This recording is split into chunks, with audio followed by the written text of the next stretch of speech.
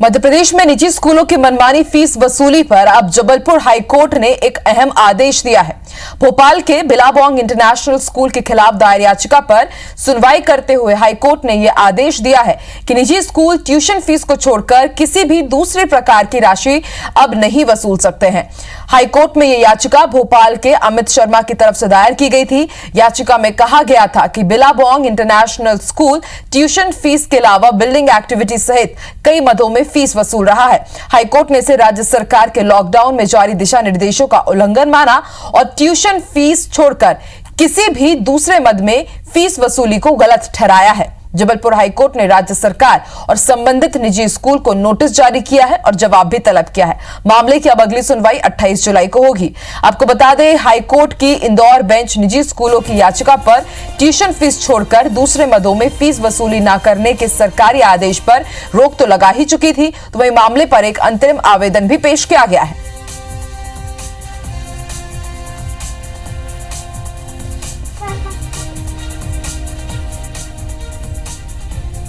को हमारा खर्च नहीं चलेगा, सैलरी नहीं दे पाएंगे, गलत है। वैसे भी लॉकडाउन में स्कूल बंद थे, खर्च कौन सा था भाई। मध्य प्रदेश हाईकोर्ट जो इंदौर बेंच उसका जो निर्णय है कि सभी स्कूल वसूली की जाए, उस निर्णय को हटाया जाए। इसी कारण हम लोगों ने याचिका दायर कर दी है और जिसकी सुनवाई अगले सप्ताह में इंदौर में होने वाली है।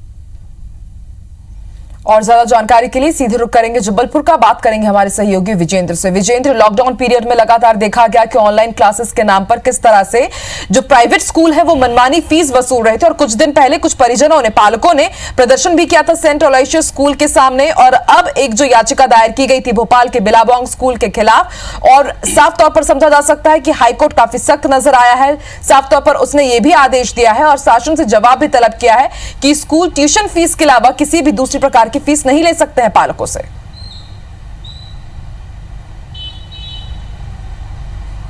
जी आकांक्षा, मध्य प्रदेश के तमाम शहरों की अगर हम बात करते हैं तो निजी स्कूलों की मनमानी फीस वसूली को लेकर आए दिन विवाद की स्थिति बनती है। और आपको याद होगा कि हाल ही में इंदौर हाई कोर्ट ने सिर्फ ट्यूशन फीस वसूलने का तो आदेश दिया था, लेकिन ये भी कहा था कि तमाम जो निजी स्कूल हैं वो स्कूल मेस और बस को छोड़कर दीगर मदों में वसूली कर सकते हैं। लेकिन इससे ठीक एक तरह से उलट आदेश जबलपुर हाई कोर्ट का आया है और जबलपुर हाई कोर्ट में अमित शर्मा नाम के एक शख्स की पिटीशन दायर की गई थी और इसमें कहा गया था कि भोपाल का जो बिलाबोंग इंटरनेशनल स्कूल है उसकी ओर से स्कूल बिल्डिंग मद जैसे या दीगर मदों में भी ट्यूशन फीस के अलावा ये फीस वसूली की जा रही है, जो पूर्व में जारी किए गए राज्य सरकार के निर्देशों का उल्लंघन है। ऐसे में जबलपुर हाई कोर्ट की सिंगल बेंच ने, जस्टिस अतुल श्रीधरन की सिंगल बेंच ने यह आदेश दिया है कि स्कूल सिर्फ ट्यूशन फीस ही वसूल सकते हैं, उसके अलावा किसी भी मद में पालकों से कोई भी वसूली नहीं की जा सकती। एक बेहद अहम और राहतकारी इसे आदेश माना जा सकता है।